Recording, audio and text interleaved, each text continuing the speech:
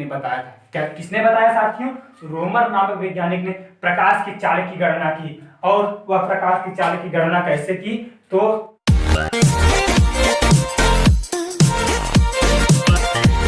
स्वागत करता हूं अपने YouTube channel life academy classes में। तो फ्रेंड्स, आज मैं जो चर्चा करूंगा, आज मेरा साइंस सेशन है। साइंस सेशन में मैं आपको बताऊंगा लॉ ऑफ बायो-सेवर्ट, अर्थात बायो-सेवर्ट का नियम।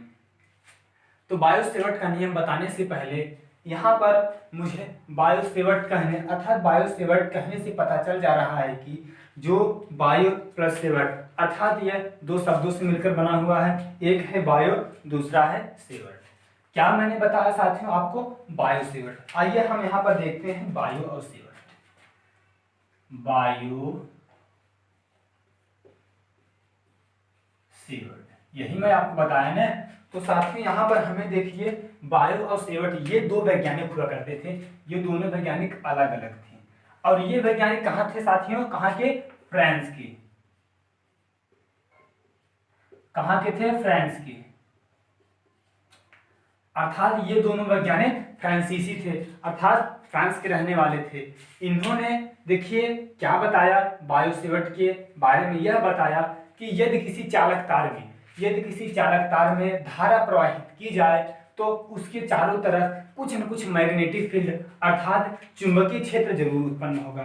जैसा कि साथियों मैं माना यह मार्कर, इसे आप मान लीजिए कोई चालक तार है। अगर मैं इसमें धारा प्रवाहित करूं, धारा कहने का क्या अर्थ है? जिसे हम आई से डिनोट अर्थात आई से प्रदर्शित करते हैं। मेरे लेक्चर को ध्यान से सुनना, एकदम बेहद आसानी से आपको यह लॉ ऑफ बायो-सेवर्ट अर्थात बायो-सेवर्ट का नियम आसानी से आ जाएगा। तो जैसा कि साथियों यह मैं एक मार्कर लिया, ये मान लीजिए मेरा कोई चालक तार है। अगर इसमें मैं धारा प्रवाहित करूं तो इसके चारों तरफ अर्थात इसके चारों दिशाओं में मैग्नेटिक फील्ड अर्थात चुंबकीय क्षेत्र कुछ न कुछ जरूर उत्पन्न होगा। तो हमें वही मैग्नेटिक फील्ड अर्थात चुंबकीय क्षेत्र जो उत्पन्न हो रहा है, हमें वही पता करना है। तो सबसे पहले आइए हम डायग्राम के माध्यम से यहाँ पर समझते हैं। मैं आपको बताया बायो और सेवर्ट दो अलग अलग वैज्ञानिक हुआ करते थे। दोनों फ्रांसीसी अर्थात फ्रांस के रहने वाले थे। इन्होंने यह अपने कितने सन में बताया? 1820 में। 1820 में इन्होंने यह बताया, 1820 में बताया। तो आइए हम यहाँ पर डायग्राम के माध्यम से एकदम बेहद आसानी से समझते हैं।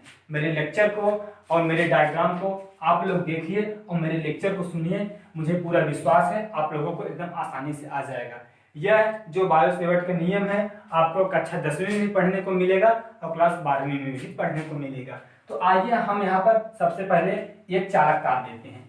जैसे कि माना यह मेरा कोई ये क्या है? चालक तार है। क्या है? चालक तार। मैं इसे क्या नाम दिया? चालक तार। यही नाम दूंगा ना, चालक तार। यह मेरा एक चालक तार है।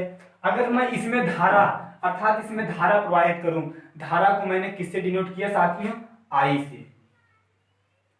इसमें मैं धारा प्रवाहित करूं तो जो धारा प्रवाहित हो रही है वो आई, और इसकी जो लंबाई है अर्थात जो ये तार है अर्थात चालक तार है, तो साथियों इसकी कुछ न कुछ लंबाई जरूर होगी। बोलो होगी कि नहीं? मैं इसका नाम दिया डेल्टा एल, अर्थात जो इसकी लंबाई है क्या होगी? Delta L. ये क्या है? इसकी लंबाई यही होगी ना।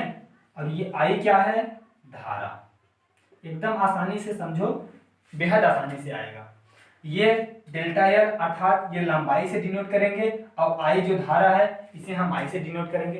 अर्थात जब इसकी जो लंबाई है और ये धारा है, तो अगर हमें ये मैग्नेटिक फील्ड अर्थात चुंबकीय क्षेत्र पता करना है, इसके चारों तरफ मैग्नेटिक फील्ड उत्पन्न हो रहा होगा, तो आइए हम यहाँ पर मैग्नेटिक फील्ड इसको पता करते हैं। जैसा कि इसे मैं डेल्टा बी को नाम दिया। क्या? डेल्टा बी से डिनोट करते हैं, डेल्टा बी से प्रदर्शित करते हैं। तो साथियों जैसा कि हम ये लाइन जो रेखा है यहाँ पर मिला दिया और जो इसके बीच का एंगल है, ये जो मेरा टर्म है, जो एंगल है, यहाँ पर कोई न कोण जरूर बन रहा होगा।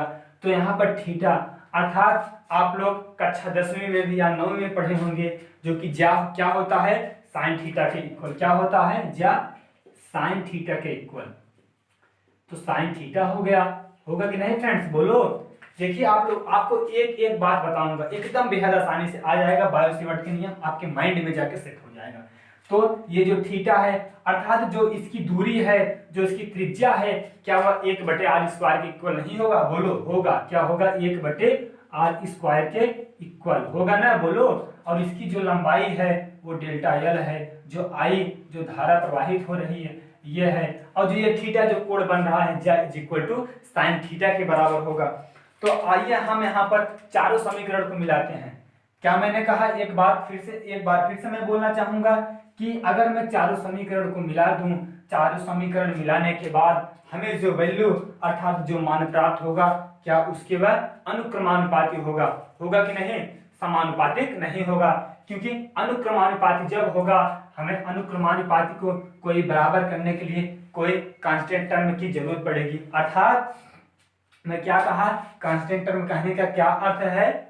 जिसे हम नियतांक कहते हैं। क्या कहते हैं? नियतांक। तो आइए हम यहाँ पर देखिए, ये मेरा पहला, दूसरा, तीसरा, चौथा। अगर मैं डेल्टा बी, हमें यही चुंबकीय क्षेत्र अर्थात मैग्नेटिक फील्ड ज्ञात करना है, बोलो यही करना है ना। अगर मैं मैग्नेटिक फील्ड अर्थात डेल्टा बी, यहाँ जो डेल्टा बी है अनुक्रमानुपात किसकी होगा? तो सबसे पहले धारा प्रवाहित हो रही है तो इसके इक्वल होगा, बोलो होगा कि नहीं? अगर डेल्टा बी जो दिया है क्या इसके बराबर नहीं होगा? डेल्टा एल के। अब जो डेल्टा बी दिया है अनुक्रमानुपाती होगा साइन थीटा अर्थात ज्या इक्वल टू साइन थीटा के बराबर होगा, मैं यही बताया ना। तो क्या होगा? साइन थीटा के बराबर होगा। अब जो डेल्टा बी समानुपातिक होगा 1/r² के बराबर होगा। अगर साथियों मैं इन चारों समीकरण को मिला दूं अर्थात चारों समीकरण को जोड़ने पर हमें जो वैल्यू जो मान प्राप्त होगा वह किसके इक्वल होगा? डेल्टा बी के। बोलो होगा कि नहीं? इसी के इक्वल होगा अगर मैं चारों समीकरण को मिला दूं। तो आइए यहां पर हम मिलाते हैं चारों समीकरण को मिलाने पर। चारों समीकरण को मैंने क्या किया? मिला दिया। मिलाने पर तो जब मैं चारों समीकरण को मिलाया तो डेल्टा बी अनुक्रमानुपाती होगा इन चारों मान के बराबर। आइए यहां पर देखिए, डेल्टा बी समानुपातिक या अनुक्रमानुपातिक होगा आई डेल्टा एल साइन θ/r²। यही होगा ना, मैं इसी समीकरण को मिलाया ना, तभी हमें ये वैल्यू प्राप्त हुआ ना। अगर मैं अनुक्रमानुपात को बराबर करने के लिए हमें कोई न कोई नियतांक की जरूरत पड़ेगी, और मेरा नियतांक वह क्या रहेगा? μ0/4π, जिसका मान होता है 10⁻⁷ न्यूटन प्रति एम्पियर स्क्वायर। तो आइए सबसे पहले यहाँ पर हम जो इसका अनुक्रमानुपात दिया है तो डेल्टा बी इज इक्वल, क्योंकि यह बराबर हो गया, अब हमें नियतांक वह क्या है? μ0/4π I delta L sine θ/r²। हमें साथ में यही प्रूफ करना है ना। तो ये जो डेल्टा बी हुआ क्या हुआ? Is equal μ0/4π I delta L sine θ/r²। अब मेरा जो μ0 है, μ0 क्या है? निर्वात की चुंबकशीलता। क्या है यह? निर्वात की चुंबकशीलता। निर्वात की चुंबकशीलता, यही है ना साथियों।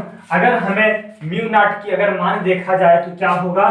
4π × 10⁻⁷ न्यूटन प्रति ampere square.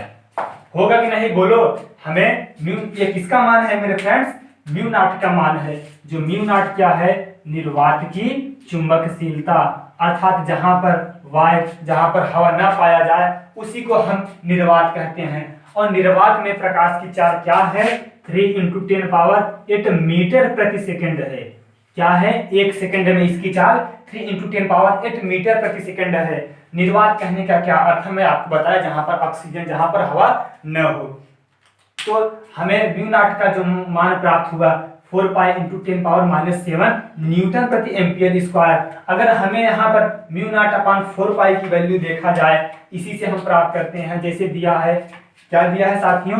μ0 is equal to 4π × 10⁻⁷ Newton प्रति एम्पियर स्क्वायर। यही मैं आपको बताया, अगर हमें म्यू नॉट अपान 4 पाई की वैल्यू निकालना है, इधर ये मल्टीपल के रूप में है, इधर आ जाएगा क्या हो जाएगा, भाग के रूप में। तो mu naught upon 4 pi is equal to 10 power -7 newton प्रति एम्पियर स्क्वायर। देखिए ये मेरा जो प्राप्त हुआ, ये जो मेरे मान प्राप्त हुआ साथियों, किसका है, mu naught upon 4 pi is equal to 10 power -7 newton प्रति एम्पियर स्क्वायर।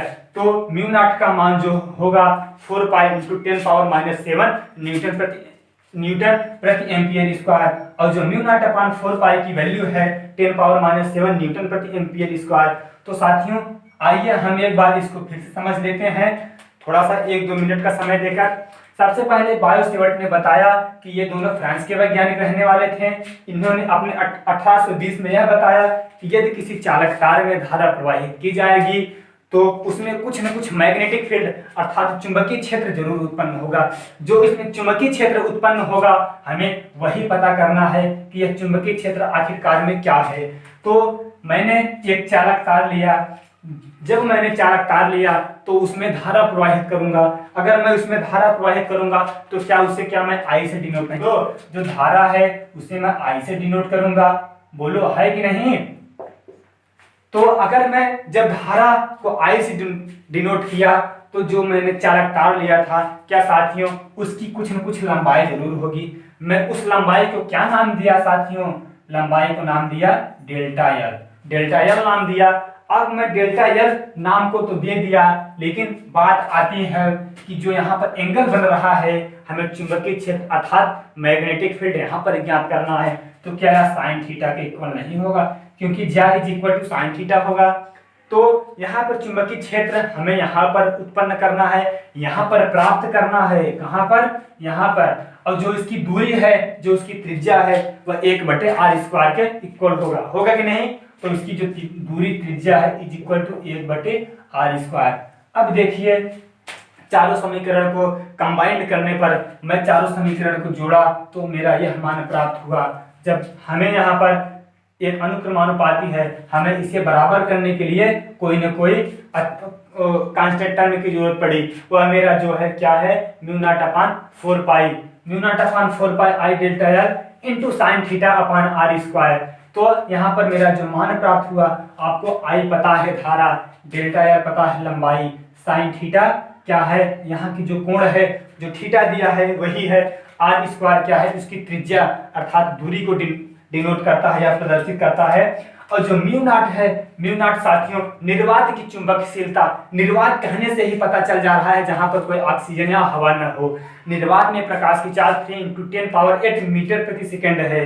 इसकी कल्पना भी हम नहीं कर सकते, अर्थात जो 3 × 10⁸ मीटर प्रति सेकंड है, यह सबसे पहले रोमर नामक वैज्ञानिक ने बताया था। क्या किसने बताया साथियों, रोमर नामक वैज्ञानिक ने प्रकाश की चाल की गणना की। और वह प्रकाश की चाल की गणना कैसे की तो मैं आपको बताऊंगा अगले वीडियो में। यह प्रकाश की चाल आपको जानने के लिए मेरा एक वीडियो अभी कुछ ही समय के बाद बनने वाला है। आपको वहां पर जाके देखना होगा कि प्रकाश की चाल क्या है, प्रकाश की चाल को किसने नियम दिया, या निर्वात में प्रकाश की चाल क्या है और कांच में प्रकाश की चाल क्या है। मैं उस पर विहंगम बातें करूंगा, विहंगम चर्चा करूंगा। तो साथियों ये जानने के लिए आपको देखना होगा मेरा क्या, नेक्स्ट वीडियो। क्या देखना होगा, नेक्स्ट वीडियो आपको जरूर देखना होगा। तो आइए अभी हम प्रकाश पर चर्चा नहीं कर रहे हैं, हमें जो निर्वात की चुंबकशीलता है अर्थात म्यू नॉट का मान 4 पाई × 10⁻⁻7 न्यूटन प्रति एम्पियर स्क्वायर है। अब यहाँ पर देखिए हमें म्यू नॉट का मान तो पता चल गया। अगर हम इसी को पक्षांतर कर दें तो क्या म्यू नॉट के नीचे क्या 4 पाई नहीं आएगा, तो हमें क्या म्यू नॉट अपान 4 पाई का मान भी पता चल जाएगा 10⁻⁻7 न्यूटन प्रति एम्पियर स्क्वायर। तो साथियों मुझे उम्मीद है आप लोगों को यह वीडियो समझ में आया होगा, क्योंकि मैं जिस तरह से आपको समझा पाया डायग्राम के माध्यम से, शायद फ्रेंड्स आपको अच्छा लगा होगा। तो अभी तक मेरे चैनल को सब्सक्राइब नहीं किए हैं, मेरे चैनल को जरूर सब्सक्राइब करिए।